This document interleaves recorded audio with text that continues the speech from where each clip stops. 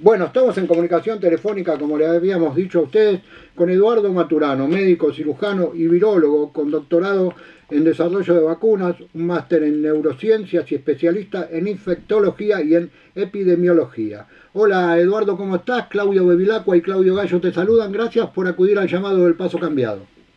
¿Qué tal? ¿Cómo les va? Bien, buen día, acá estamos. Bien, gracias. Muchas gracias por atendernos. Sabemos que estás trabajando ocupado, pero bueno, no queríamos dejar pasar este momento porque, bueno, estamos en un país bastante convulsionado después de la asunción de Javier Milei y todo lo que está pasando. Y queremos saber cómo está la situación de los trabajadores, las trabajadoras de la salud, en principio ahí en la provincia de Córdoba, una provincia muy particular también, ¿no? Que ha dado un apoyo ferviente a este gobierno como lo había hecho con Mauricio Macri. Y bueno, que nos cuentes un poquito cómo está todo eso y después arrancaríamos hacia otros lugares. Bueno, a ver, vos sabés que me tengo como un eco. Sí, tenés un eco porque tenemos un parlante para que la gente pueda escuchar y Bien, bien. no lo vamos a poder evitar, me parece el eco. Bueno, perfecto.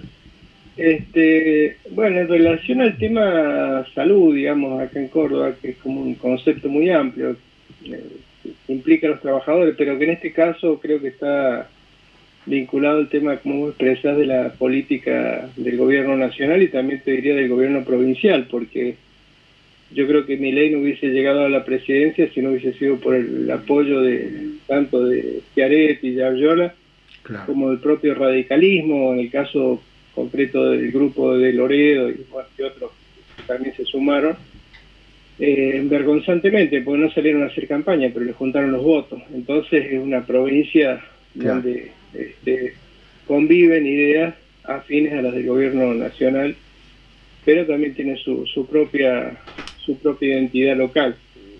Y en relación al problema de la salud, te diría que nosotros venimos de un proceso de privatización, de liberalización de las relaciones de tipo de prestaciones, sobre todo entre lo que es la actividad médica y lo que son Claro. los enfermos. Y lo que le ha agregado esto el plus es la desregulación, o sea que estamos con una medicina en proceso de privatización y desregulada, entonces es una suerte de saqueo. Tenemos montones de situaciones, pero yo te doy el ejemplo del caso en el que yo me desenvuelvo, que es la terapia intensiva. Yo soy médico de terapia y lo que observamos, por ejemplo, es que el sector privado nos está derivando pacientes con el pretexto de que no tiene cama, de enfermos que tienen su obra social, pero que tienen una patología de gravedad para ir a terapia, pero de características que va a requerir internación prolongada, costos muy elevados, y reserva para sí lo que son camas de patologías que, si bien van a pasar por unidades de terapia intensiva, aunque no lo requieran, pero con problemas de salud de más fácil solución. Entonces estamos haciendo un trueque donde la provincia se está haciendo cargo de los costos de pacientes que requieren mucha intervención y días de cama, en detrimento de otros que terminan en el sector privado, y esto hace que se facilite porque para el sector privado, porque la provincia absorbe este tipo de pacientes con el enorme costo que significa la complejidad de una terapia intensiva. Claro. Ejemplos como eso de cómo se están haciendo trueques, de cómo se están haciendo tranzas entre un sector y otro, y de cómo la provincia está totalmente identificada con esto de la desregulación, que es lo que expresa el ministerio de Sturzenegger, de desregular la economía. Bueno, eso está atravesando la salud. Claro, Con el agregado de que el ministro, perdóname que te termino con esto, con el agregado de que el ministro de Salud de la provincia es el CEO del hospital privado, es decir, claro, un accionista de uno de los mayores grupos económicos en materia de salud es el actual ministro. Entonces, bueno, es un viva la pepa. Claro. Este tipo de troque, como vos lo estás contando, Eduardo, y perdóname que te tutee, pero me sale más fácil así. eh, como vos lo estás contando, tiene como beneficiario al sector privado porque es el que se beneficia ganando dinero, digamos, y el sector público es el que invierte y gasta más dinero desde lo público, pero a mí lo primero que se me ocurre es pensar que, bueno, lo van a usar como excusa de que el Estado está gastando mucha plata en ese sentido, van a regular para privatizar, ¿no?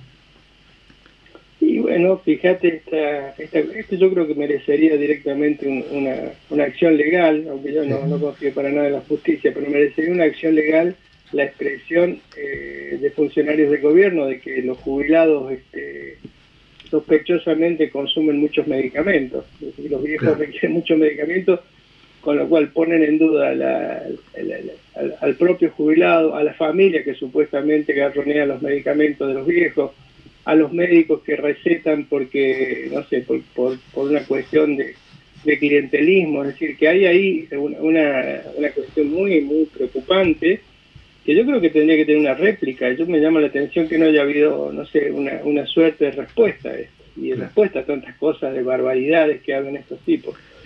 Pero sí, efectivamente, o sea, lo que se está dando es eso. Se Y, está dando y, una situación de poner en sospecha o en duda la relación y la situación de agravamiento que estamos viendo con el capítulo de la salud. Te cito dos o tres cuestiones. Por ejemplo, esto de que los chicos se van a dormir, hay 1 millón de chicos que se van a sí, dormir sin comer, 1,5 millones de chicos que la familia no tiene para comprarle comida, el 43% de la población infantil en la Argentina con trastornos nutricionales, fundamentalmente desnutrición. Bueno, y la desnutrición en los extremos de la vida, es decir, no solamente los pediátricos, sino también los ancianos, lo cual implica una carga para el sector salud, porque eso no es gratis. Es decir, eso implica patología, eso implica, bueno, toda una serie de trastornos a nivel orgánico, a nivel físico, a nivel psicológico. Entonces, evidentemente, bueno, ahí hay una cuestión que hay que desenmascarar, que hay que denunciar, porque seguramente, bueno, en su afán de ir por más y ajustar y ajustar y ajustar, ahora están ajustando en salud, están ajustando en educación. claro. Lo estamos viendo en el sector universitario, que es como uno de los más claros, porque el Ministerio de Educación de la Nación es un ministerio sin escuelas, porque fueron transferidas a las provincias y a los municipios, pero lo que le quedó en manos fueron las universidades y cómo están asfixiando presupuestariamente las universidades. Bueno, esa es la lógica, o sea, la lógica de desregular, ajustar, y que el que pueda, el que quiera y el que sea amigo del juez, como dice el viejo Vizcacha, se llene de plata haciendo negocios porque está para el saqueo, está para el manotazo. Esa Claro. es la dinámica. Claro, y Eduardo, ¿de dónde debería salir la respuesta o la denuncia? Porque es claro que tiene que salir una respuesta o una denuncia. ¿Quiénes serían los encargados de tener que hacerla y por qué considerás vos que no la hacen? Mira, no lo sé por qué no la hacen. Creo que hay, bueno, en el caso de Córdoba hay mucha correspondencia con el propio Estado provincial, que deberían ser los consejos, los colegios profesionales, que son las entidades de alguna manera corporativas que representan a al sector de médicos, tanto del sector público como privado. Tendría que haber una respuesta, de los organismos de derechos humanos que la vienen haciendo, pero se ve Sí, que no alcanza o no cuaja todavía, pero evidentemente tiene que haber una respuesta. Y yo creo que hay que trabajar, porque espontáneamente hay mucho malestar, pero creo que no hay fíjate el caso de la CGT, es una vergüenza, sí, claro. esos tipos están por partir, porque a esta altura del partido no convoca un plan de lucha, no te digo un paro, te digo un plan de lucha. No Sí, hay un no plan de tienen un lucha, plan. son las asociaciones de primer grado o de segundo grado, las federaciones, algunas, las que están llevando adelante medidas de fuerza o planes de lucha, pero la CGT, que sería, bueno, quien debería nuclear el conjunto de los trabajadores, no está haciendo nada. O sea, están asociados, están ligados a los intereses de este gobierno. Claro. Son parte, digamos, del ajuste. Entonces yo creo que ahí tenemos una cuestión y es que el drama está entre nosotros, o sea, está claro quiénes son los responsables. El problema es que evidentemente no debemos apelar a quienes son cómplices de esta situación, que son estos sectores. Entonces, bueno, el problema es que la pelota la tenemos de este lado. Me parece que, bueno, que debemos gestar, impulsar sobre todo un programa mínimo de unidad de los distintos sectores para salir a la calle, para enfrentar, para luchar. Claro. No nos queda otra. Si esto no se resuelve en la calle, no se va a resolver ahí en el Congreso de la Nación, ni se va a resolver en la Corte Suprema, ni se va a resolver mucho menos en el ámbito del Poder Ejecutivo con alguna medida de emergencia. Acá esto se resuelve en la calle o no se resuelve. Está claro que debe ser así. Claro, en una provincia como la que ustedes están, que como vos bien decís, es servil o de alguna manera acompaña las decisiones del presidente y del gobierno nacional, hay muchas persecuciones. Por ejemplo, está el sector de los ambientalistas que están siendo judicializados por protestar, por cuidar el monte y qué sé yo. En el sector de ustedes de la salud, ¿sentís que hay persecuciones? ¿Sentís que hay, digamos, por ahí trabajadores que no se animan a levantar la voz, no se animan a salir, no se animan a decir porque sienten esta presión? Bueno, sí, hemos tenido muchísimos ejemplos sobre todo acá, la salud, o sea, los hospitales fundamentalmente se articulan o se organizan en lo que se denomina gremiales intrahospitalarias, que sí, son organizaciones espontáneas que tienen los hospitales, que nuclean a distintos trabajadores de la salud, médicos, enfermeras, personal administrativo, en fin, toda la gente que trabaja en un hospital se referencia en las gremiales hospitalarias. Y han sido justamente las gremiales hospitalarias las que han sido más perseguidas, más castigadas con, bueno, en el caso mío, por ejemplo, que a mí me metieron a otro delegado, nos metieron 60 días de suspensión sin cobro de haberes. Tuvimos que ir a un juicio precedido por un proceso de sumario interno dentro del hospital que promovió el propio ministro de Salud para que nos echaran, y finalmente pudimos zafar porque sostuvimos una muy buena defensa con apoyo de la gente, no solamente del hospital, sino también del pueblo, ahí donde estamos trabajando. Sí. Yo trabajo en un hospital provincial que está radicado en Jesús María, y eso nos permitió sortear la situación de que nos habían puesto prácticamente en la calle. Y después, bueno, nos trasladaron a otros servicios, como quien te castiga y te manda al archivo. Bueno, te manda nos hicieron ese tipo de movimientos como para alejarnos del resto de los compañeros. Claro. Eso es norma, estos tipos no tienen ningún problema en hacerlo. Tanto Schiaretti, y ahora supongo que en el caso de Yardiola, que es la misma escuela, va a pasar otro tanto. Fíjate lo que pasó en Río Cuarto, que fueron ellos que terminaron renunciando para generar algún tipo de respuesta. Claro. Y ahí se vino toda una andanada de persecuciones, de sanciones. Es así. El sector salud también, que tenemos esta situación de persecución, de apriete permanente en lo laboral, en lo salarial, en las condiciones de trabajo. Claro. ¿Qué salida le ves a esta situación que se está viviendo, que es por todos lados de donde la vive, de uno la mira, y lo claro que está haciendo vos explicándola, ¿no? Sobre todo en el sector de salud, pero en la generalidad de la provincia, ¿no? O de la generalidad del país también, como hablabas claramente de la desnutrición de los chicos, de la pobreza en los chicos y demás. ¿Cuál es la salida? Porque cuando nosotros analizamos, hablábamos con Claudio Gallo acá en el piso al principio del programa. Bueno, esto que está ya sabemos a lo que viene porque han sido claros a lo que venían.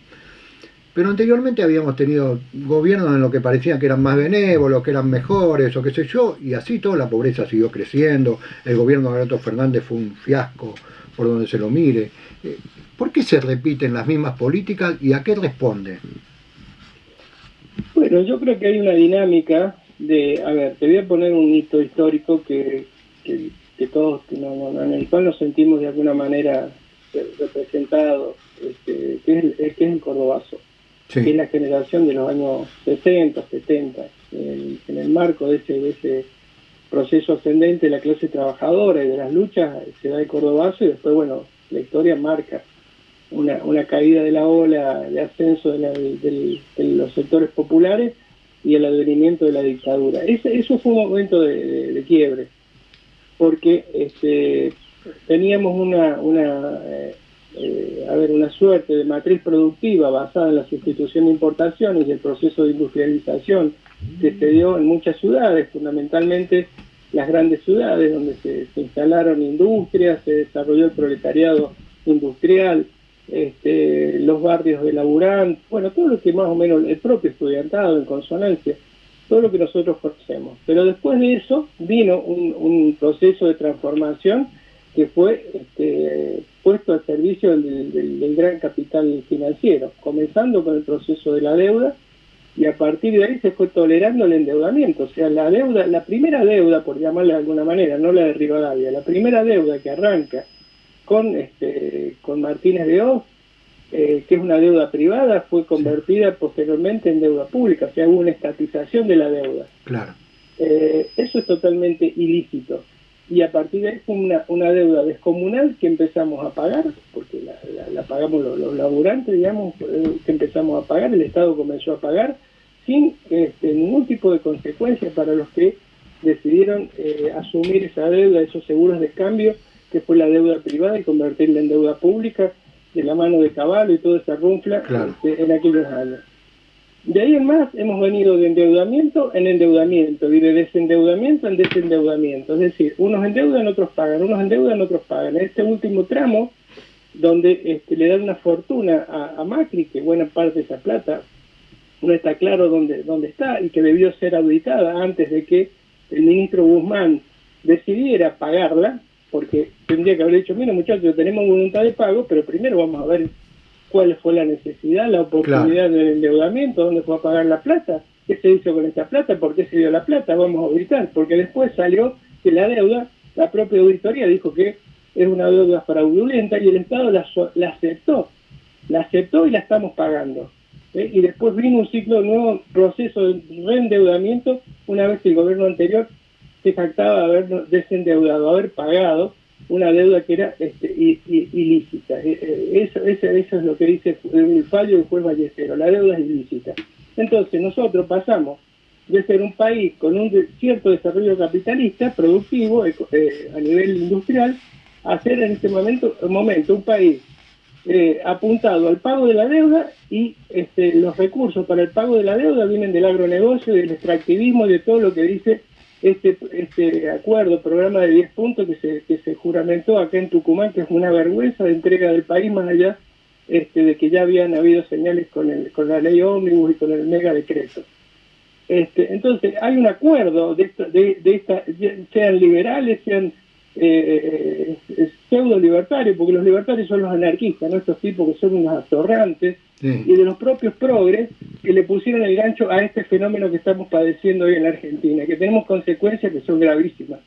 Entonces, eso tiene que tener nombre y apellido, tiene que tener una identidad. Entonces, la primera condición para salir a la calle es saber dónde están los blancos de la lucha, porque si no vienen charlatanes como Luis Juez o como cualquiera de estos atorrantes que se cambian todos los días de camiseta, de bando, y te enroscan la víbora, y nos parece que la posibilidad de romper esto tiene que ver con ir a un proceso electoral donde nos van a cambiar la figurita y nos van a decir sigan a porque este viene con la solución, y realmente es uno más del montón de estos tipos que son unos delincuentes. Eso es lo que está pasando. Claro. Entonces, si no aparece una alternativa de lucha, de transformación, vamos a seguir en el barro. Por eso te digo que el problema está de nuestro lado. Hay que construir esa alternativa, hay que darle salida, hay que hacer una propuesta. Acá tiene que haber una solución al problema del hambre. La Argentina, el 60% de las exportaciones de la Argentina son alimentos, y resulta que tenemos más de la mitad de la población que vive con hambre. Claro. ¿Cómo puede ser esto? Imposible, imposible, claro. Claro, ¿cómo que el gobierno anterior no tenía solución al problema de la inflación? La inflación se refleja en las góndolas, y la línea de pobreza tiene que ver con el precio de los alimentos. Claro. ¿Cómo puede ser que el gobierno anterior, en un país que produce alimentos, no hubiese dicho, mire muchachos, a ver, Esta cuota es para garantizar que ningún chico, ningún anciano tengan hambre en la Argentina. Claro. Y punto. Acá sobra la comida y punto. Ahí vamos por el campo y vemos que están las mangas llenas de grano y punto. Esto es para comer, es para garantizar que en la Argentina no haya hambre.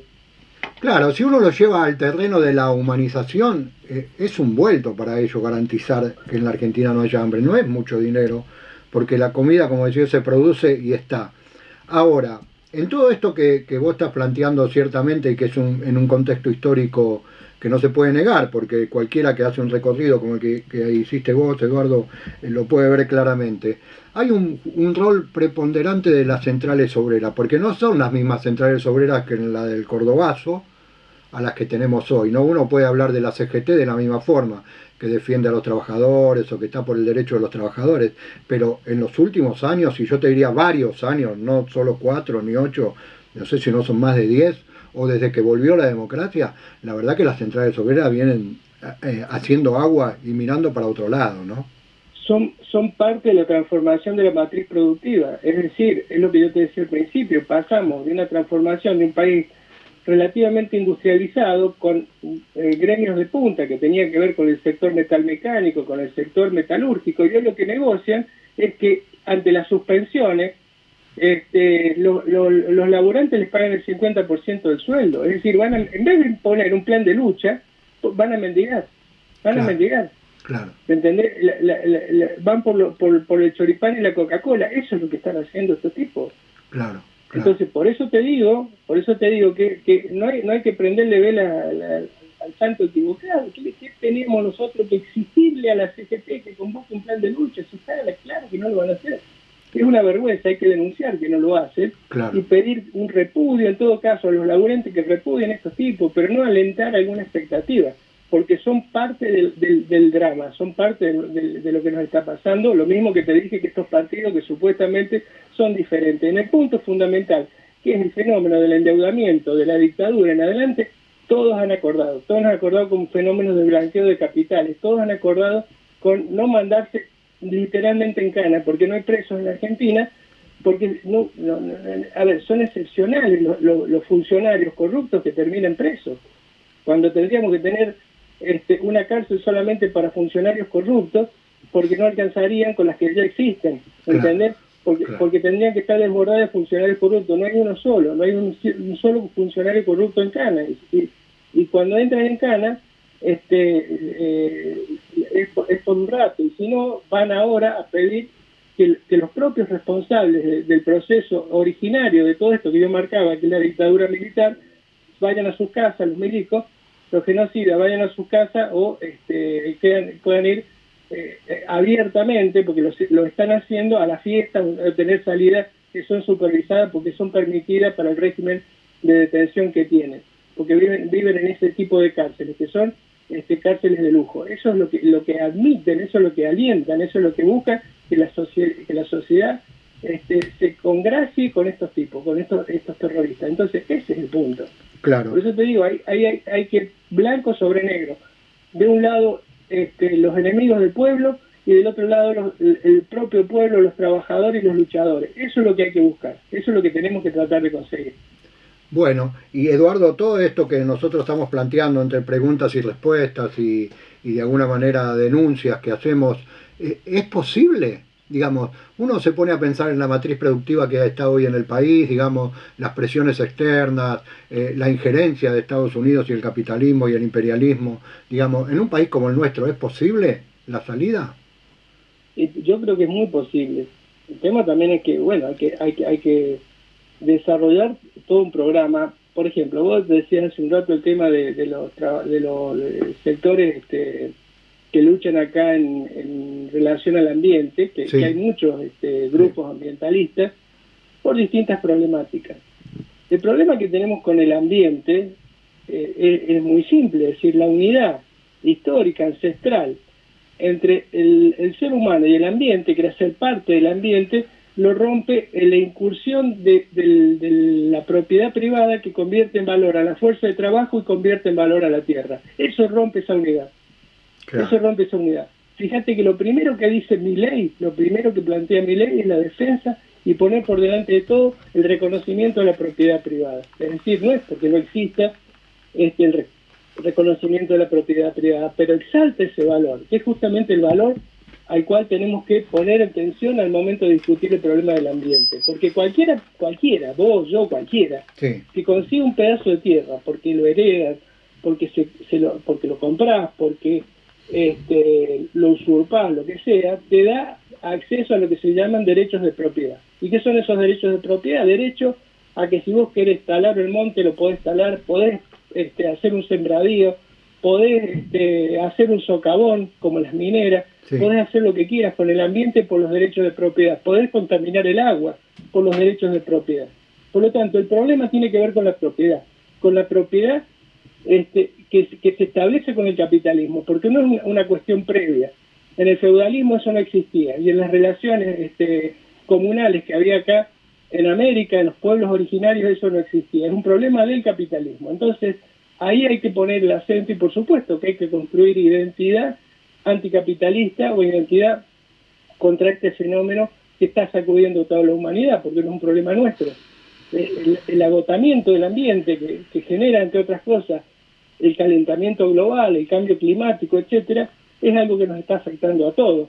Entonces, Claro. Eso es un problema, y eso bueno, hay evidentemente que establecer identidades de esto, sobre este tema, porque no podemos hablar de soberanía alimentaria y pensar que la soberanía alimentaria se resuelve en el patio de la casa con un poco de verdura o cosas Con una huerta, claro, con una huerta en el fondo de la casa. Claro. Entonces, esos son los problemas que nos están afectando. Claro. Yo te digo, es como que Eduardo, muchas gracias por estos minutos que nos diste. Cuando hablo de esto, pero creo que ahí tenemos que apuntar. Sí, claro. Muchas gracias por estos minutos que nos has dado, que nos enriquecieron el programa sin ninguna duda y nos ayudan a pensar en voz alta. Y si quedó algo pendiente, algo que vos creés que la gente tiene que saber, este es el momento de decirlo. Bueno, no, simplemente agradecer y en todo caso seguiremos charlando de estas cuestiones. Sí, y espero que charlemos, espero que sí podamos charlar de cómo salimos a poner un freno a esta grave situación que estamos viviendo. O sea, ya vuelvo a lo que te dije al principio, acá esto se va a resolver en la calle, o si no vamos a seguir padeciendo. Claro. Son un ejemplo los jubilados que están marchando, que están yendo abiertamente, pues ya sí. Su vida está hecha, digamos, no tienen más que lo que le queda es la vida de gracia que le queda para los últimos años de vida. Tenemos que ver que ese es el ejemplo, ese es el camino. Claro, claro, sin duda, sin ninguna duda. Los jubilados marchan acá mañana, imagino que en la provincia de Córdoba también lo harán, y están pidiendo a gritos la colaboración de las centrales obreras, que todavía no han dicho si van a marchar o no van a marchar junto a los jubilados. Pero bueno, ahí estamos. Muchas gracias, Eduardo. Hasta la próxima. Bueno. Por supuesto que te vamos a volver a llamar y a pedirte, porque para nosotros tu visión de la política y de la salud ahí en Córdoba es muy importante. Hasta la próxima. Perfecto. Bueno, muchas gracias. Que tengan buenas tardes. Hasta luego. Estuvimos hablando con Eduardo Maturano, médico, cirujano y virólogo, con doctorado en desarrollo de vacunas, un máster en neurociencias y especialista en infectología y en epidemiología.